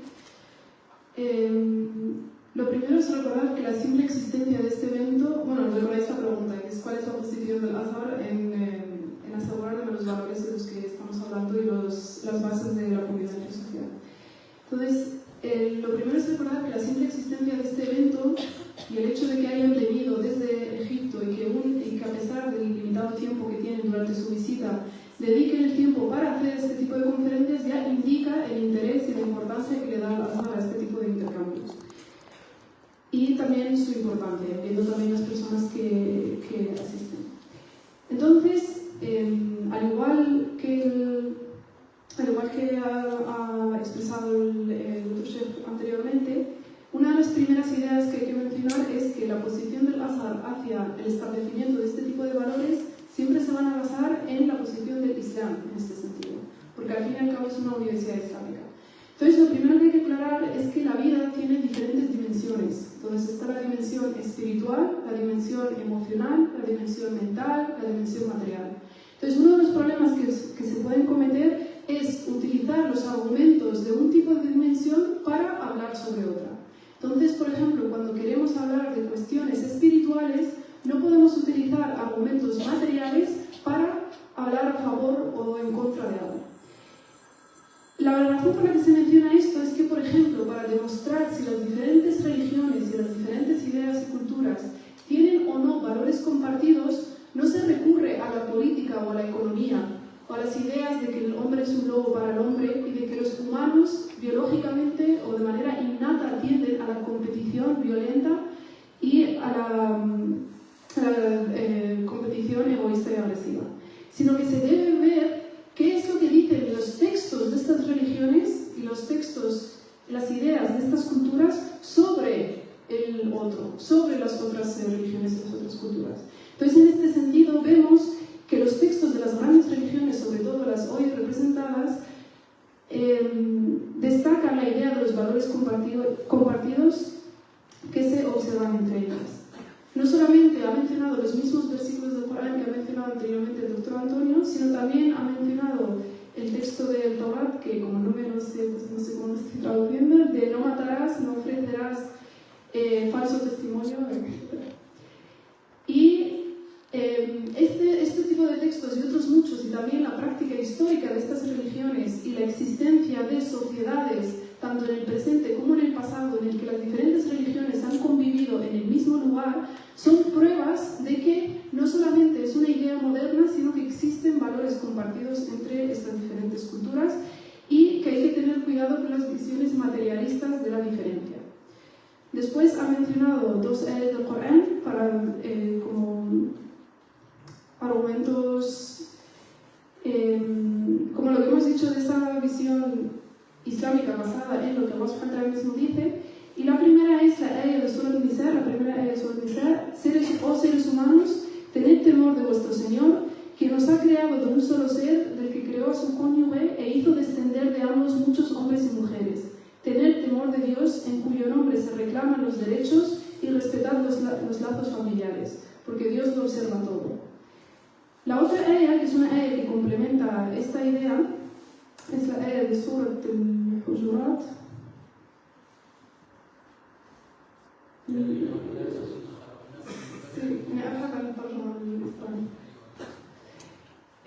Surat al-Hujurat 13.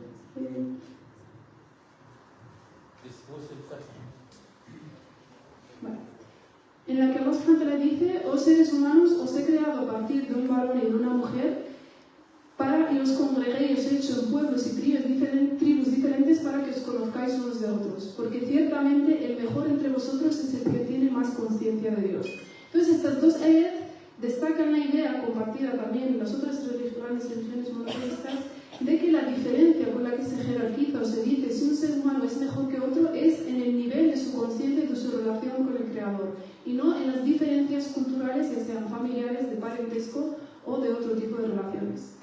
También he hablado de que para el Azhar siempre enfatiza la idea de que la base de las civilizaciones no está en la competencia y el conflicto y las guerras, y también como mencionó anteriormente el doctor Antonio, el obligar a que otros pueblos o otros grupos obedezcan los propios principios políticos o sociales, sino que se basan en la búsqueda de los valores compartidos de las personas que conforman la sociedad en la que representada por esas civilizaciones.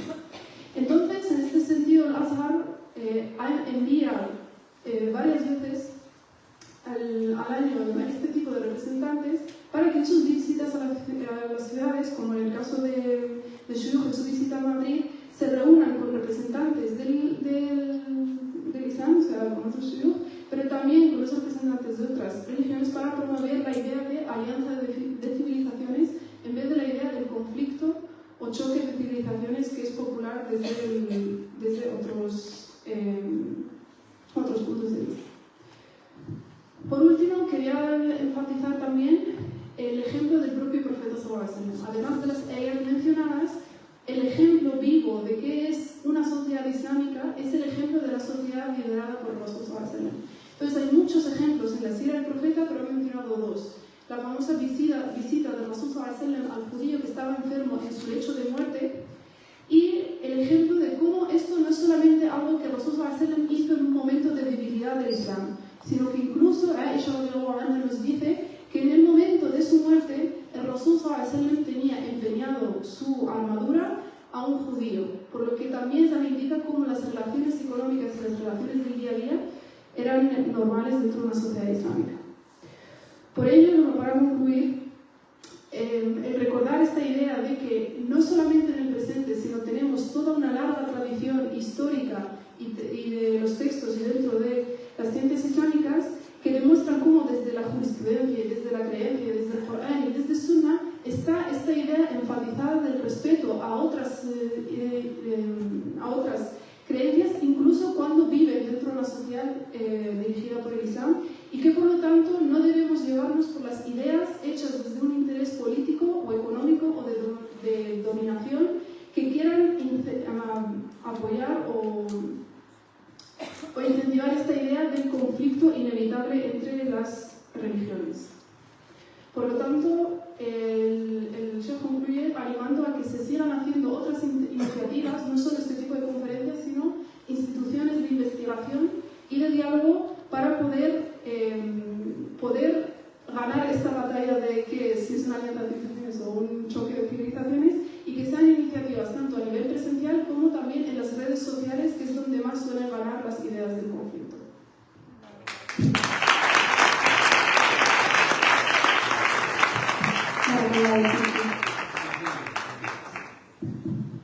أولا بعتذر نسيت أشكر اسمها إدخل اسمها كده ولا اسمها إيه؟ شكر لكم على جهودكم وشكر على حضوركم. يعني في الحقيقة أنتم عملتم آمن في المكان، ما شاء الله عليكم وجزاكم كل خير. شكرا لبنتينا الغاليتين على الجهد ديالكم. هذا أعظم مثال للمرأة في الإسلام. بس تعليق بسيط جدا، يعني المختصر المفيد جدا. فضيلة أستاذنا الدكتور جزاه الله كل خير، يعني في كلامه الطيب بدأ بقوله تعالى: لا ينهاكم الله عن الذين لم يقاتلوكم في الدين وأن العلاقة دائرة بين الفضل وبين العدل.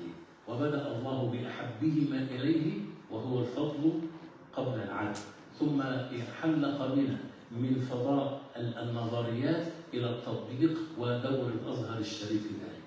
الدكتورة فيليا برضو من أهم ما ذكرته هو أثر العقيدة.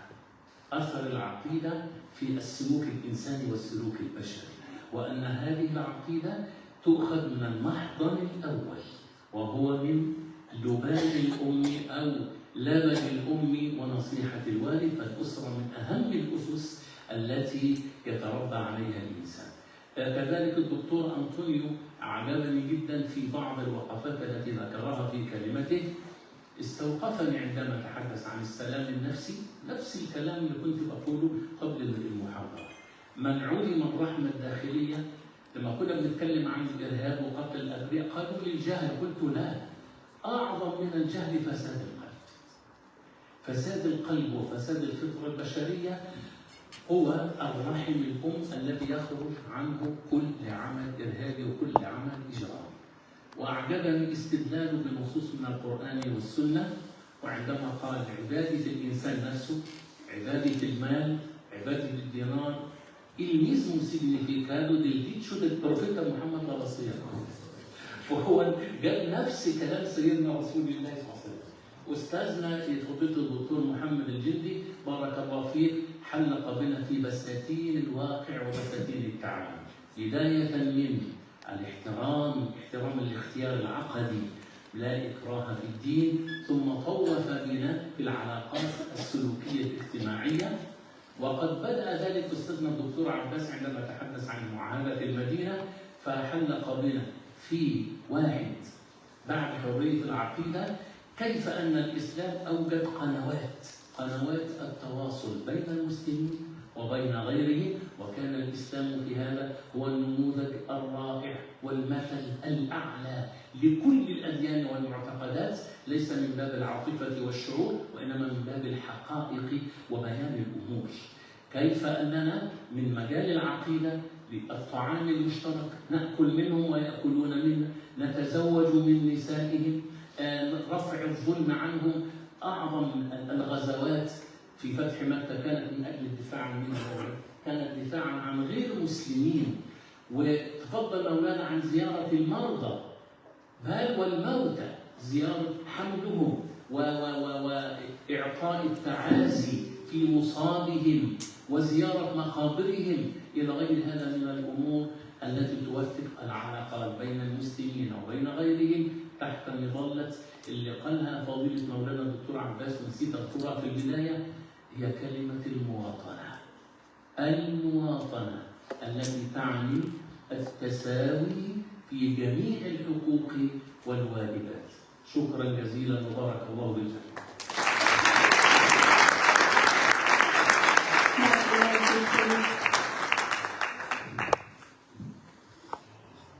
Para concluir este gran evento, me gustaría plantear una pregunta general a todos los ponentes, inshallah. Les invitamos a responder a esta pregunta de la forma más breve y concisa posible, porque vamos un poco cortos de tiempo. La pregunta sería: ¿cómo podemos mantener un diálogo interreligioso sincero y respetuoso sin comprometer nuestros principios como fieles de distintas confesiones? Y al mismo tiempo, ¿cómo podemos reconocer y valorar nuestras diferencias sin ignorarlas?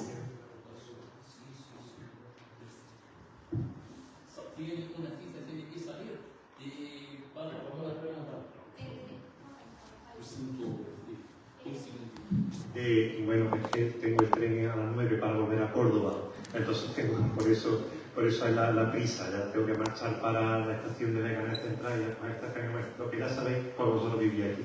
Me parece muy interesante la pregunta, porque muchas veces parece que por hacer diálogo interreligioso eso implica que da igual la fe de cada uno, da igual que sea musulmán y cristiano, porque todo es igual. Todo no es igual, porque si eres musulmán y si eres cristiano, no todo da igual. Sin embargo, cuando uno vive la fe con una autenticidad, descubre siempre en el otro estímulo para poder ser mejor. ¿Qué quiero decir con esto? Para mí, voy a llevarlo desde el punto de vista personal. Yo soy cristiano.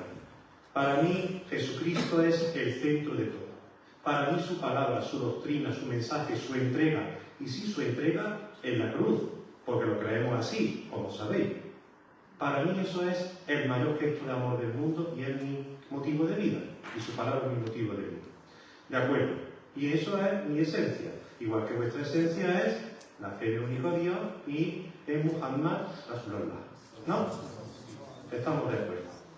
Pero eso no impide que vosotros seáis un estímulo para mí. Por ejemplo, ¿cómo oráis? Cada día la salat, 5 veces. Eso a mí me mueve a decir, yo oro a Dios con autenticidad. Cada día pongo en el centro de mi vida a Dios y rezo cada día al Señor. Lo pongo en el centro. Cuando practicáis la limosna, eso también me motiva a decir, yo soy generoso con el necesitado, porque Dios cuando vaya arriba no me juzgará por tener las ideas más correctas, sino que me juzgará, como dice Jesús en el Evangelio, que cuando nos ponga delante, dice Jesús, que pondrá uno a su izquierda y otro a su derecha, y dirá a lo de su izquierda, id al infierno, malditos, porque tuve hambre y no me disteis de comer, tuve sed y no me disteis de beber, estuve enfermo y no me visitasteis. Y le dirán, Señor, ¿cuándo te vimos así y no te ayudamos? Cuando no lo hicisteis por el prójimo.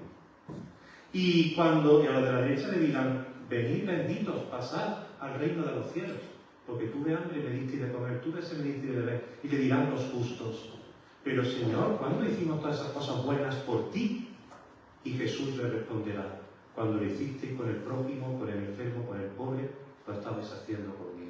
Entonces, creo que unos a otros debemos estimularnos a crecer en las buenas obras, en la fidelidad al Dios de la misericordia, de la paz y del amor.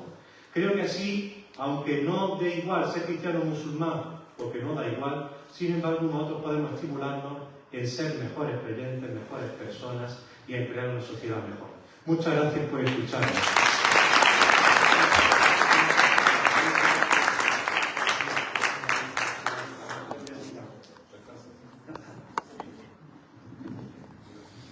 Muchísimas gracias, doctor Antonio. Ha sido un honor muy grande contar con su presencia durante el día de hoy. Así que mil gracias y buen viaje. Inshallah, ahora vamos a proceder con la traducción de la pregunta antes de seguir escuchando a los demás ponentes. ¿La pregunta a la doctora Ría? A todos. Sí, espera que la pregunta en español no me escuchado antes. Muy pequeños. La pregunta estaba dirigida a todos, que era ¿cómo podemos mantener un diálogo interreligioso sincero sin comprometer nuestros principios como fieles de distintas confesiones? Y de ahí la respuesta del profesor Antonio. Entonces السؤال بالعربية كيف يمكننا الحفاظ وهذا السؤال موجه للكل كيف يمكننا الحفاظ على حوار ديني صادق ومحترم دون التخلي عن مبادئنا بوصفنا مؤمنين بديانات مختلفة. Vale, pues lo primero de esto que ha dicho Sheikh Munir no lo voy a traducir, pero es una verdadera pena para los que no entendáis árabe porque ha sido un resumen excelente de una idea de cada uno de los ponentes que él le gustaría destacar o que le haya llamado la atención. Entonces, simplemente resumiendo idea por idea las 4 conferencias, de la primera destaca la idea de basar la convivencia social en el concepto de ciudadanía y de que Allah subhanahu wa ta'ala explícitamente en el Corán nos dice que Allah no os prohíbe que mantengáis unos lazos y un trato continuo con las otras confesiones mientras ellos no os ataquen ni os hagan daño. La idea que destacaba de la conferencia de la doctora Celia es la importancia de recordar que el primer sitio donde se conforman nuestras creencias es en la infancia. No es en las ideas artificiales que podamos utilizar más allá, sino que ya en nuestra infancia, lo que escuchamos cuando somos pequeños va a determinar nuestras creencias. Luego la idea que destaca el doctor Antonio es la centralidad, tanto en el Islam como en el cristianismo, del corazón como fuente principal de ese estado de la fe y esos valores que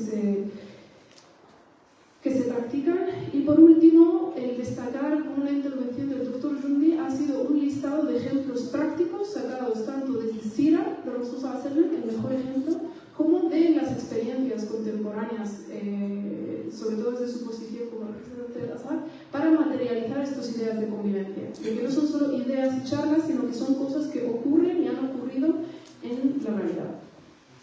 Vale, entonces, ما قاله الدكتور أنطونيو إجابة عن السؤال أنه رغم الاختلافات العقدية عندما يكون المرء صادقا في الحوار يجد في الآخر ما يلهمه لتحقيق قيمه الذاتية. فمثلا رغم أنه يعتنق الديانة الكاثوليكية عندما يرى المسلمين يصلون 5 مرات في اليوم يوميا فهذا يجعله يفكر بعلاقته بالصلاة وبعلاقته مع الله سبحانه وتعالى. وبعد ذلك ذكر نصوص من التوراة تتكلم عن كيف في الآخرة من أهم الأشياء الذي سيحاسب علينا العبد هو ما طبقها أو عمله وليس فقط الأفكار التي يتكلم عنها. تقول هذه الأمر ترجمة مسألة من السؤال، أعيد السؤال El la pregunta, bueno, no lo he, te lo recuerdo. ¿Cómo podemos mantener un diálogo interreligioso sincero sin renunciar a nuestros propios principios y valores?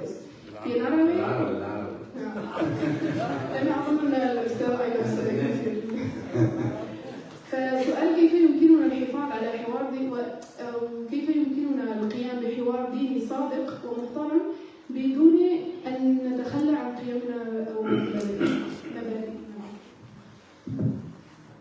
أشكر من وضع هذا السؤال سواء كنت أنت أو أحد الإخوة والأخوات، سؤال في غاية الأهمية. أي حوار حتى يكون جادا لابد أن يبنى على ثوابت وحقائق.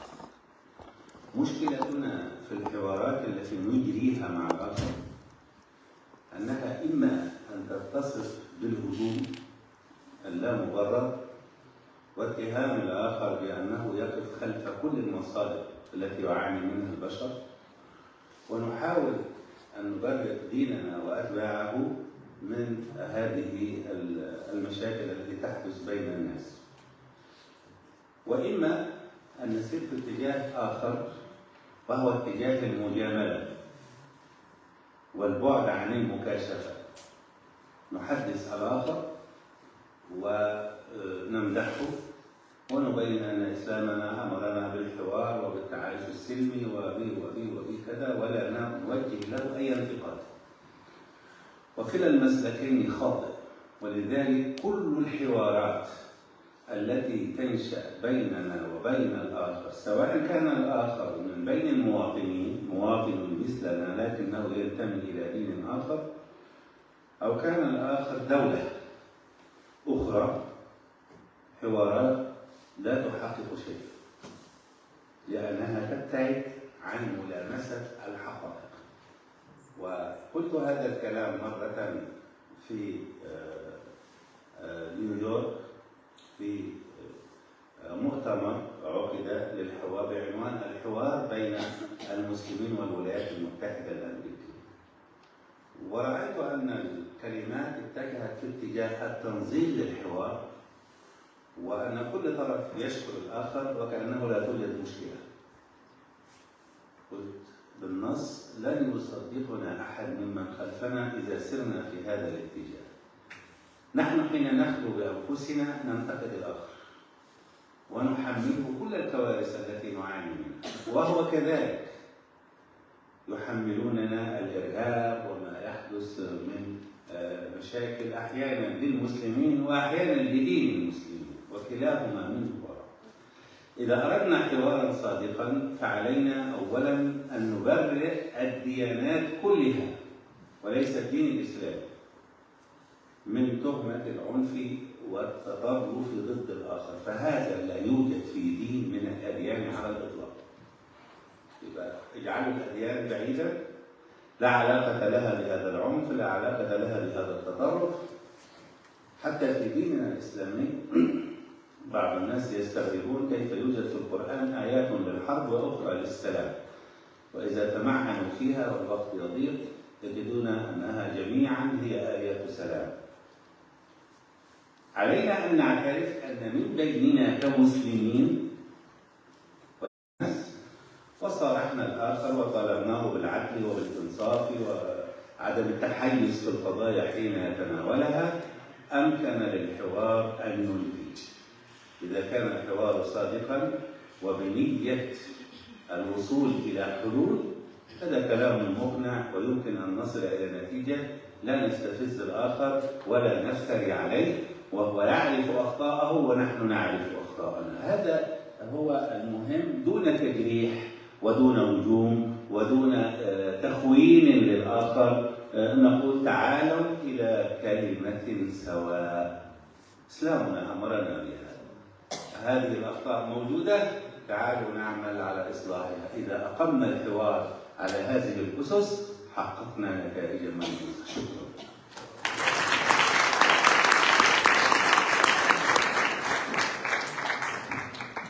بارك الله فيك دكتور.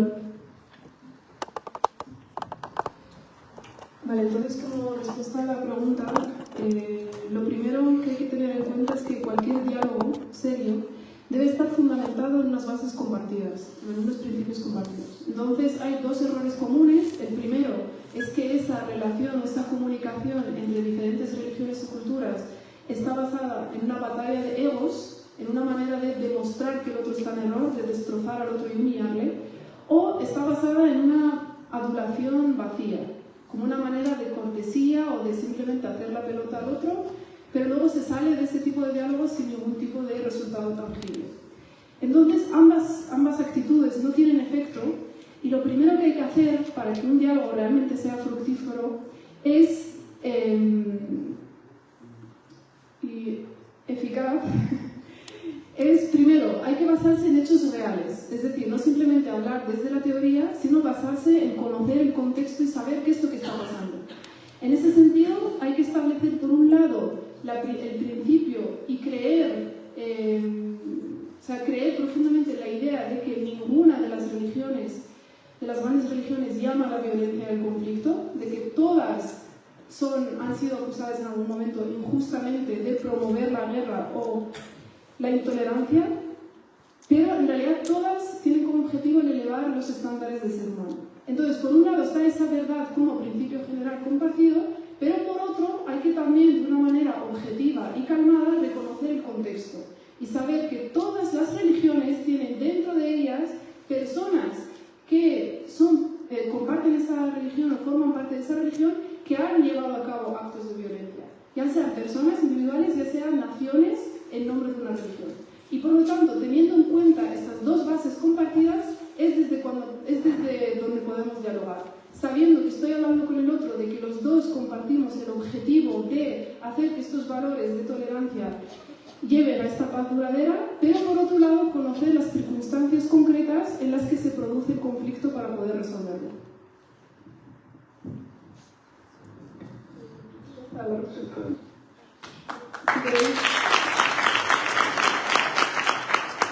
Si necesitas que repita la pregunta, ¿te acuerdas de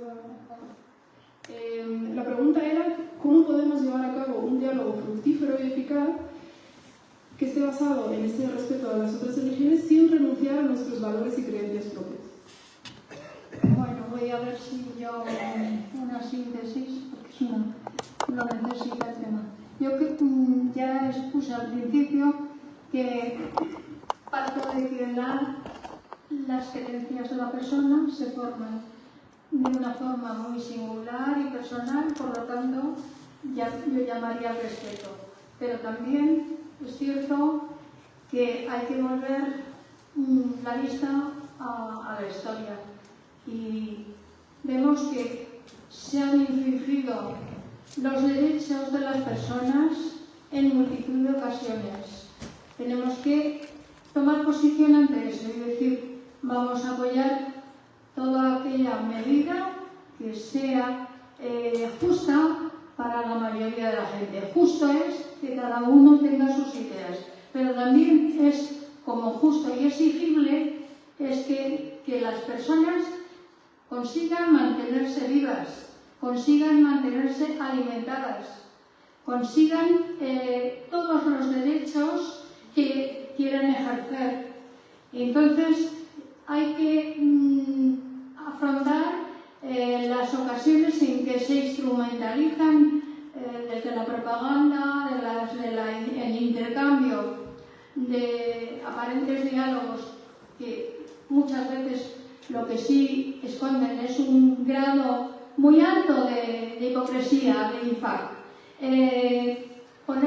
Afrontar la idea claramente de dónde estamos, a favor de que toda persona tenga derecho a sus ideas como sean, pero nunca a infringir, a pasar líneas rojas de falta de respeto a los otros, piensen o tengan las creencias que tengan. Es básico, yo voy a tratar aquí de recordar una cosa, ha habido investigaciones donde se buscaba qué comparte el género humano en el terreno de la emoción. La emoción es un proceso del psiquismo muy importante que determina luego lo que vamos a hacer. Entonces, buscando comparar terminología emocional en una cultura, en otra, muchas, no sé si fueron 20 culturas las comparadas, solo se encontró que emocionalmente el género humano comparte la idea de bueno y de malo. Hassan, o Galat, o Sayyid. Entonces, con esa sola regla y la voluntad de posicionarte a favor de que para el género humano todo él piense como piense, les deseamos y vamos a trabajar por el Hassan, por Puelles, que dicen en Egipto, pues con eso es un comienzo necesario y muy bueno para el diálogo. Todo lo que, todas las manipulaciones en otro sentido, para mí no son viables, no son un camino en que yo deba transitar. Y podría estarme comentando mucho más, pero las intervenciones veo que son breves y con eso ya me he expresado, creo que la mayoría de ustedes me entienden. Terminé.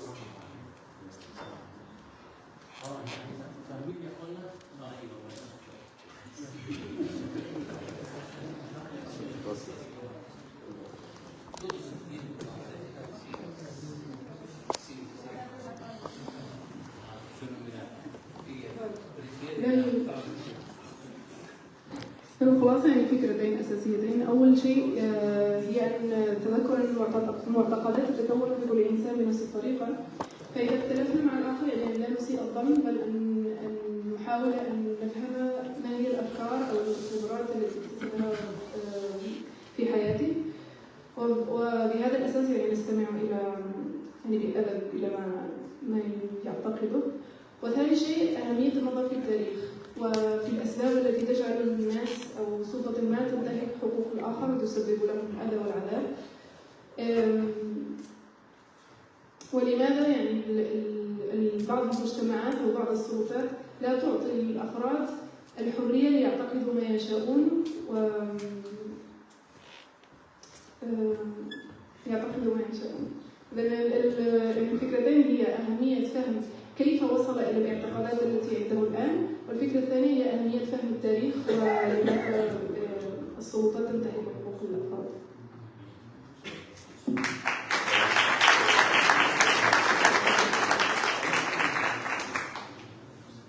يعني سأختصر الجواب بالنسبة لي من زاويتين: موضوع الحوار والصدام الحضاري. الصدام في الحوار الحضاري هذا مبعثه كما ذكر بالإضافة لأساتذتي أن المصادرة على المطلوب، المصادرة على المطلوب أن تتصرف في الحكم من غير تحليل، عندي حاجة اسمها فهم النص أو فقه النص، وكذلك المصادرة على النص. لابد من فهم النص قبل الحكم. فعندما حكم مثلا أو على الإسلام بالتطرف مثلا، هذا نوع من الحوار الصدامي أو غير حضاري، نقول هذه نتيجة خاطئة. لماذا؟ لأنها لم تكن على الفرضيات. حتى في علم الجيولوجيا وفي علم الفيزياء وفي علم الكيمياء يعتمد العلماء التجريبيون على ممارسة التجربة في المعمل. فكيف وصلوا إلى رمز الماء مثلا؟ الماء H2O، كيف وصلوا إلى هذه النتيجة؟ بمقدمة. إذا الحكم أو الوصول إلى رمز الماء هو أشبه بالحكم القائم على مقدمة. فعندما نقول الإسلام دين التطرف مثلا، عندما يقولون نقول كيف أقمتم هذه النتيجة؟ هذه مصادرة. لذلك أحد علماء الغرب الأمريكيين يعني، وهو عالم فيزيائي كبير موضوعي ومنصف اسمه هنري، هذا الرجل قال مشكلة عندما نتكلم أو نثبت نتيجة من غير فرضية. عندما في مجال البحث العلمي نقول الفرضيات، لو أضفت شيء على شيء انتظر النتيجة. فإما أن تكون هذه النتيجة كذا، الأكسجين يساعد على الاشتعال أم لا. وصلوا إلى أن الأكسجين يساعد على الاشتعال، هذه نتيجة سبقتها فرضية. فقبل الحكم لا بد من ممارسة المقدمة، ومن هنا وقع هؤلاء في الصدام في مجال أو في باب وسياق الحوار. بارك الله.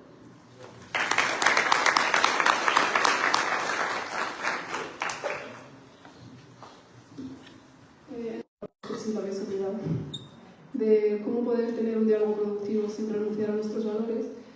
Lo primero es entender cuando escuchamos ideas que entran en conflicto, que puedan ser problemáticas, es preguntarse cómo se ha llegado a esa conclusión. Entonces, lo primero es la importancia de la metodología.